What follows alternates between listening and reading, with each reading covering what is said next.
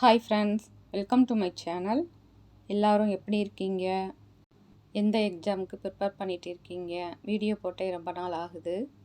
Full time படிக்கிறீங்களா, இல்லை job பார்த்துட்டே படிக்கிறீங்களா, இல்லை ஹவுஸ் ஒய்ஃப் ஸ்டூடெண்ட்ஸான்னு கமெண்ட் பண்ணுங்கள். ஜாப் பார்த்துட்டே எக்ஸாம் ப்ரிப்பேர் பண்ணுறவங்களுக்கு டைம் கம்மியாக தான் இருக்கும். நானும் அப்படி தான், எனக்கு கிடைக்கிற டைமில் தான் ப்ரிப்பேர் பண்ணிவிட்டு வீடியோஸ் போட்டுட்ருப்பேன். ஒர்க் ப்ரெஷர் அதிகமானதுனால வீடியோஸ் கொடுக்க முடியலை. 2025 இந்த வருஷம் முடிஞ்சது. ஆனுவல் பிளானர் விட்டு 1 மந்த் ஆக போகுது. எல்லோரும் பார்த்துருப்பீங்க. நிறைய பேர் படிக்க ஸ்டார்ட் பண்ணியிருப்பீங்க.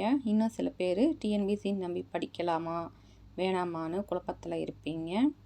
ஏன்னா குரூப் 4 கேட்ட கேள்வி எப்படி, குரூப் 2வாவது பரவாயில்ல, எப்போவுமே குரூப் 2 டஃப்பாக தான் கேட்பாங்க. குரூப் 4 10th குவாலிஃபிகேஷனுங்கிறதுனால 10th முடித்தவங்கலேருந்து டிகிரி முடித்தவங்க வரைக்கும் நிறைய பேர் ப்ரிப்பேர் பண்ணுவாங்க. நம்ம நல்லா படித்தோம், நமக்கு வேலை கிடைக்கலையேன்னு ஃபீல் பண்ணாதீங்க. கவுன்சிலிங் வரைக்கும் போயிட்டு 1-2 மார்க்கில் ஜாப் கிடைக்காம போனால் அந்த வலியும் வேதனையும் எப்படி இருக்கும்னு எனக்கும் தெரியும். நடந்ததை நினச்சி இன்னும் ஃபீல் பண்ணாமல் நெக்ஸ்ட்டு என்ன பண்ணலாம், எப்படி ப்ரிப்பேர் பண்ணலாம்னு யோசிங்க. நம்ம செய்கிற தப்பே லாஸ்ட் டைமில் படிக்கிறது தான். இந்த தப்பை இனி பண்ணாதீங்க.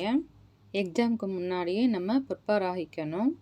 வரக்கூடிய 2026 நம்ம எக்ஸாமுக்கு எப்படி ப்ரிப்பேர் பண்ணலாம், எப்படி படிக்கலான்னு நான் ஒரு 17 டிப்ஸ் கொண்டு வந்திருக்கேன். பிடிச்சிருந்தா ஃபாலோ பண்ணுங்கள்.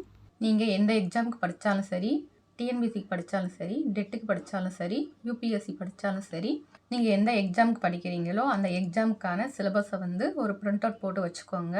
சிலபஸ் ஒரு தடவை ரீட் பண்ணி பார்த்துட்டு எத்தனை கொஸ்டின் கேட்குறாங்க ஒவ்வொரு யூனிட்க்குன்னு செக் பண்ணி பாருங்கள். புதுசாக படிக்கிறவங்களுக்கு எப்படி படிக்கிறதுன்னு தெரியாது. இந்த சிலபஸை ஒரு பிரிண்ட் அவுட் போட்டு வச்சு சிலபஸில் என்ன கவர் ஆகுதோ அதை மட்டும் படித்தா போதும். டிஎன்பிசிக்கு புதுசாக வந்தவங்களுக்கு எப்படி படிக்கணும், எங்கேருந்து படிக்கணுன்ட்டு தெரியாமல் இருக்கும். எல்லாம் படித்து டைம் வேஸ்ட் பண்ணாதீங்க. சிலபஸில் என்ன கவர் ஆகுதோ அதை மட்டும் படித்தா போதும். ஆரம்பத்தில் தெரியாதவங்க என்ன படிக்கணும்னு தெரியாமல் படிச்சுட்ருப்பாங்க. அதனால தான் அவங்க கையில் எப்போவுமே சிலபஸ் இருந்துகிட்டே இருக்கணும். அடுத்ததாக என்னென்ன புக்கெல்லாம் வாங்கி படிக்கணும், என்னென்ன அவுட் ஆஃப் சோர்ஸ்லாம் வாங்கி படிக்கணும்னு ஒரு டவுட்டு வரும். எந்த எக்ஸாமுக்கு படித்தாலும் சரி, அடிப்படையே ஸ்கூல் புக்கு தான். முடிஞ்ச அளவுக்கு நியூ புக் அண்ட் ஓல்டு புக்கும் வாங்கி வச்சுக்கோங்க. ஓல்டு புக் கிடைக்காத படித்ததுக்கு நியூ புக்காவது முடிஞ்ச அளவுக்கு வாங்கி வச்சுக்கோங்க. பழைய புத்தக கடையிலேருந்து கிடைக்கும். எம்ஆர்பியிலேருந்து பாதி ரேட்டில் தான் தருவாங்க. அதுவும் முடியலன்னா பிடிஎஃபாக கூட பிரிண்ட் போட்டு வச்சு படிங்க.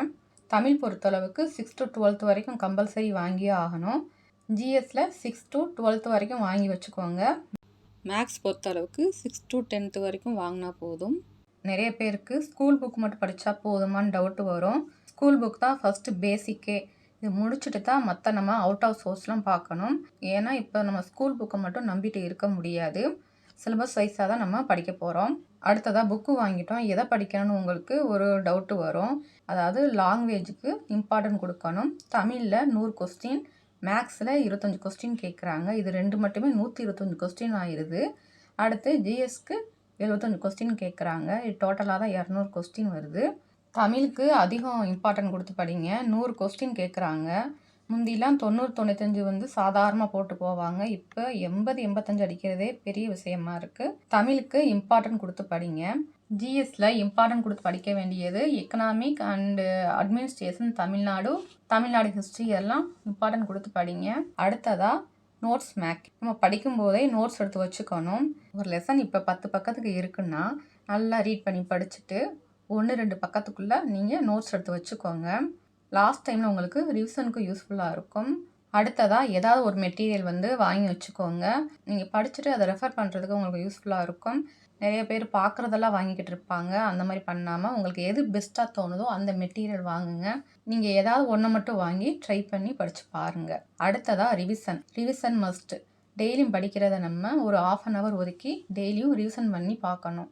சிலருக்கு படித்ததும் புரியும், இன்னும் சில பேருக்கு அடிக்கடி ரிவிஷன் பண்ணால் தான் மறக்காமல் இருக்கும். படிக்கிறத எவ்வளோக்கு எவ்வளோ நீங்கள் ரிவிஷன் பண்ணுறீங்களோ அந்தளவுக்கு உங்களுக்கு யூஸ்ஃபுல்லாக இருக்கும். நம்ம எவ்வளோ படித்தோங்கிறத விட எவ்வளோ ஞாபகம் வச்சுருக்கோங்கிறதா முக்கியம். டெய்லி படித்ததை 1/2 மணி நேரம் ரிவிஷனுக்கு ஒதுக்குங்க. அடுத்ததாக ப்ரீவியஸ் இயர் கொஸ்டின் 5 years கொஸ்டினை டவுன்லோட் பண்ணி பாருங்கள். தமிழில் எப்படிலாம் கேட்டிருக்காங்க, மேக்ஸில் எப்படிலாம் கேட்டிருக்காங்க, ஜிஎஸ்சில் எப்படிலாம் கொஸ்டின் கேட்டிருக்காங்கன்னு பாருங்கள். அப்போ தான் உங்களுக்கு ஒரு ஐடியா வரும். நம்ம படிச்சுக்கிட்டே இருந்தோம்னா நமக்கு என்ன படிக்கிறதுனே தெரியாமல் இருக்கும். மேக்ஸ் ப்ரீவியஸ் கொஸ்டின்லாம் எடுத்து ஒர்க் அவுட் பண்ணி பாருங்கள். டெய்லி ஒரு 25 கொஸ்டின் வந்து ஒர்க் அவுட் பண்ணி பார்த்துட்டே இருங்க. அப்போ தான் எக்ஸாம் ஹாலில் உங்களுக்கு ஃபாஸ்ட்டாக போடுறதுக்கு வரும். டிஎன்பிஎஸ்சியில் வேறு மாதிரி கொஸ்டின் கேட்டுட்டு இருக்காங்க. அதுக்கு நம்ம முன்கூட்டியே தயார்படுத்தி வச்சுக்கணும். அடுத்ததாக டெஸ்ட். ஒரு வாரம் ஃபுல்லாக படித்ததை வீக்லி டெஸ்ட் ஒன்று அட்டன் பண்ணி பாருங்கள். அப்போ தான் நீங்கள் தமிழில் எத்தனை கொஸ்டின் எடுத்திருக்கீங்க, மேக்ஸில் எத்தனை கொஸ்டின் எடுத்திருக்கீங்க, ஜிஎஸ்சில் எத்தனை கொஸ்டின் எடுத்திருக்கீங்க, எத்தனை தப்பு, எத்தனை மிஸ்டேக்குன்னு உங்களுக்கு தெரியும். நீங்கள் எந்த டெஸ்ட் பேஜ் போட்டிருந்தாலும் சரி, நம்ம டெஸ்ட் அட்டன் பண்ண தான் நம்ம எந்த லெவலில் இருக்கோன்னு தெரியும். தெரிஞ்ச கொஸ்டினை விட்டோமா, தெரியாத கொஸ்டினை விட்டோமான்னு அப்போ தான் அடுத்தடுத்த வரக்கூடிய டெஸ்ட்டில் இந்த தப்பை பண்ணக்கூடாதுன்னு நமக்கு தோணும். அடுத்ததாக ஷெட்யூல் போட்டு படிங்க. டெய்லி என்ன படிக்கணும், ஒரு வாரத்துக்கு என்ன படிக்கணுன்ட்டு ஒரு ஸ்டடி பிளான் போட்டு படிங்க. ஒரு மாதத்துக்குள்ள நம்ம எவ்வளோ படித்து முடிச்சிருக்கலாம் அப்படிங்கிறத ஒரு ஷெட்யூல் போட்டு படித்து பாருங்கள். இப்போ ஷெட்யூலுங்கிறது 1 மந்த்துக்கு தமிழ் பொறுத்தளவுக்கு 6 to 9th வரைக்கும் கம்ப்ளீட் பண்ணலாம். தமிழை எப்படி படிக்கலாம்னா, new book and old book இது முடிச்சுட்டு அவுட் ஆஃப் சோர்ஸில் இதில் சிலபஸில் என்ன கவர் ஆகுதோ அதை மட்டும் நீங்கள் பார்த்தா போதும். மேக்ஸை பொறுத்தளவு ஒரு 4 டாபிக் முடிக்கலாம். இதே மாதிரி தான் ஜிஎஸ்லையும் 2 டாபிக் வந்து கவர் பண்ணியிருக்கலாம். இப்போ பாலிட்டி, ஐஎன்எம் எடுத்திங்கன்னா அது ஃபுல்லாக நல்லா படித்து கவர் பண்ணிக்கோங்க. அடுத்ததாக கன்சிஸ்டன்சியாக படிக்கணும், அதாவது தொடர்ந்து படிக்கணும். சில பேர் படிக்கிறேன்னு ஒரு 10 நாள் படிப்பாங்க, அதுக்கப்புறம் 10 நாள் கழித்து மறுபடியும் வந்து படிப்பாங்க. இப்படியே இருந்தால் சிலபஸை நம்ம வந்து கம்ப்ளீட் பண்ண முடியாது. நம்ம போட்டிருக்க ஸ்டடி பிளானுக்கு தகுந்த மாதிரியும் கம்ப்ளீட் பண்ணவும் முடியாது. இந்த தப்பை பண்ணாமல் தொடர்ந்து படிங்க. அடுத்ததாக மொபைல். நம்ம படிக்கும் போது டிஸ்டர்ப் ஆகாமல் இருக்கணும் அப்படின்னா மொபைலை சைலண்டில் போட்டு வச்சுக்கோங்க. அப்படி இல்லைன்னா சுவிட்ச் ஆஃப் பண்ணி கூட வச்சுக்கோங்க. அது உங்களோட விருப்பம் தான். முடிஞ்ச அளவுக்கு சோசியல் மீடியாவில் டைம் ஸ்பெண்ட் பண்ணுறதை குறைச்சிக்கோங்க. ஸ்டடிக்கு முழு கவனத்தை செலுத்துங்க. அடுத்ததாக குரூப் ஸ்டடி. உங்கள் ஃப்ரெண்ட்ஸ் யார் கூடயாவது குரூப் டிஸ்கஷன் பண்ணுங்கள். இப்போ குரூப் ஸ்டடி பண்ணும்போது அவங்களுக்கு தெரிஞ்சதை உங்களுக்கு சொல்லுவாங்க, உங்களுக்கு தெரிஞ்சதை நீங்கள் அவங்கக்கிட்ட ஷேர் பண்ணுவீங்க. அதனால சொல்கிறேன். இல்லை தேவையில்லாமல் அரட்டை அடிச்சிட்டு இருப்பாங்க அப்படின்னு நீங்கள் தனியாகவே படிச்சுக்கோங்க. அடுத்ததாக கம்பேரிசன். அடுத்தவங்களோட கம்பேர் பண்ணாதீங்க. ஃபுல் டைம் படிக்கிறவங்களா இருந்தாலும் சரி, ஜாப் போயிட்டே படிக்கிறவங்களா இருந்தாலும் சரி, ஹவுஸ் ஒய்ஃபாக இருந்தாலும் சரி, ஒவ்வொருத்தவங்களுக்கும் ஒவ்வொரு டைம் இருக்கும். ஃபுல் டைம் படிக்கிறவங்க கொஞ்சம் கம்ப்ளீட் பண்ணியிருப்பாங்க. அவங்க போகிற ஃபஸ்ட்டு நம்மளால் போக முடியலன்ட்டு கவலைப்படக்கூடாது. ஏன்னா நமக்கு இருக்க டைமுக்குள்ளே தான் நம்ம வந்து படிக்க போகிறோம். அதனால் அடுத்தவங்களோட கம்பேர் பண்ணிக்காதீங்க. நீங்கள் இதுக்கு முன்னாடி எழுதின எக்ஸாமுக்கும் இப்போ எழுதின எக்ஸாமுக்கும் ஏதாவது இம்ப்ரூவ்மெண்ட் இருக்கான்ட்டு உங்களுக்குள்ளேயே நீங்கள் கம்பேர் பண்ணி பார்த்துக்கோங்க. அடுத்ததாக பாசிட்டிவ் மைண்டு. எப்போவுமே உங்களை எனர்ஜிக்காக வச்சுக்கோங்க. என்னால் முடியும், இந்த வருஷம் என்னால் ஜாப் வாங்க முடியும்னு நம்பிக்கையோடு படிங்க. உங்களுக்கு எதிராக பேசுகிறவங்க கிட்ட இருந்து எப்போவுமே விலகி இருக்கிறது நல்லது. அடுத்ததாக ஹெல்த் இஸ் வெல்த். எப்போவுமே உங்களுடைய ஆரோக்கியம் வந்து முக்கியம். ஒரு மனுஷனுக்கு எவ்வளோதான் வேலை பார்த்தாலும் 6 மணி நேரம் தூக்கம் முக்கியம். நல்லா தண்ணி குடிங்க, ஹெல்த்தியான ஃபுட்ஸ் எடுத்துக்கோங்க, 1/2 hour வாக் போங்க, உங்களுக்கு தெரிஞ்ச சின்ன சின்ன யோகாலாம் செய்யுங்க. உங்கள் மைண்டை நல்லா ரிலாக்ஸாக வச்சுக்கோங்க. அப்போ தான் பிரெயினும் நல்லா ஆக்டிவாக இருக்கும். அடுத்ததாக டைம் மேனேஜ்மெண்ட். ஒவ்வொருத்தவங்களுக்கும் ஒவ்வொரு டைம் கிடைக்கும். 2 மணி நேரம் கிடைச்சாலும் சரி, 4 மணி நேரம் கிடைச்சாலும் சரி, 6 மணி நேரம் கிடைச்சாலும் சரி, அதை யூஸ் பண்ணிக்கோங்க. இப்போ 6 மணி நேரம் கிடைக்குதுன்னா அது தமிழுக்கும், மேக்ஸுக்கு, ஜிஎஸ்க்கு, ரிவிஷனுக்கு இப்படி ஸ்ப்ளிட் பண்ணி படிங்க. டெஸ்ட் 200 கொஸ்டின் அட்டன் பண்ணிங்கன்னா ஒரு 3 ஹவர்ஸ்க்குள்ளே முடிக்க பாருங்கள். இங்கே டைம் மேனேஜ்மெண்ட்டை ஃபாலோ பண்ணால் தான் எக்ஸாம் ஹாலில் 3 ஹவர்ஸில் முடிக்க முடியும். நீங்கள் எந்த ஒரு எக்ஸாமுக்கு படித்தாலும் சரி, அது 4 பார்ட்டாக பிரித்து படிங்க. குரூப் 4க்கு இன்னும் 11 மாதம் இருக்குது.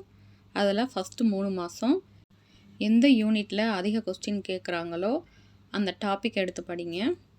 அடுத்து ஜூனுக்குள்ளே ஃபஸ்ட்டு படித்ததெல்லாம் ரிவிஷன் பண்ணிவிட்டு ஜியாகிரஃபி, சயின்ஸ் இதெல்லாம் கம்ப்ளீட் பண்ணி முடிங்க. ஃபஸ்ட்டு பார்ட்டும் செகண்ட் பார்ட்லேயும் 50-50 முடிச்சிருப்பீங்க. இதில் ஏதாவது 1-2 விட்டுருப்பீங்க. அதை வந்து செப்டம்பருக்குள்ளே ஆல்ரெடி படித்ததை ரிவிஷன் பண்ணிக்கிட்டே கரண்ட் அஃபேர்ஸ் இது படிக்காத பாடங்கள்லாம் படித்து முடிங்க. அடுத்து 4வது பார்ட்டாக டிசம்பர் எக்ஸாம் வச்சுருக்காங்க. நம்ம நோட்டிஃபிகேஷன் விடுறதுக்கு முன்னாடியே இதெல்லாம் படித்து கம்ப்ளீட் பண்ணி வச்சுக்கணும். நோட்டிஃபிகேஷன் வந்த பின்னாடி புதுசாக எதுவும் நம்ம படிக்கக்கூடாது. படித்ததை ரீசன் பண்ணி பார்த்துட்டே இருக்கணும். நிறைய டெஸ்ட் அட்டன் பண்ணி பார்க்கணும்.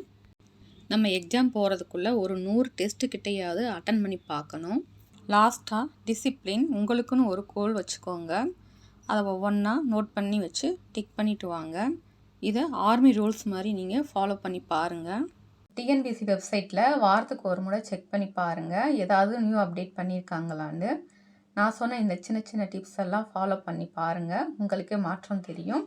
2027 நீங்கள் ஒரு அரசு அதிகாரி ஆகும்போது நீங்கள் பட்ட கஷ்டம் எல்லாமே ஸ்வீட் மெமரிஸாக இருக்கும்.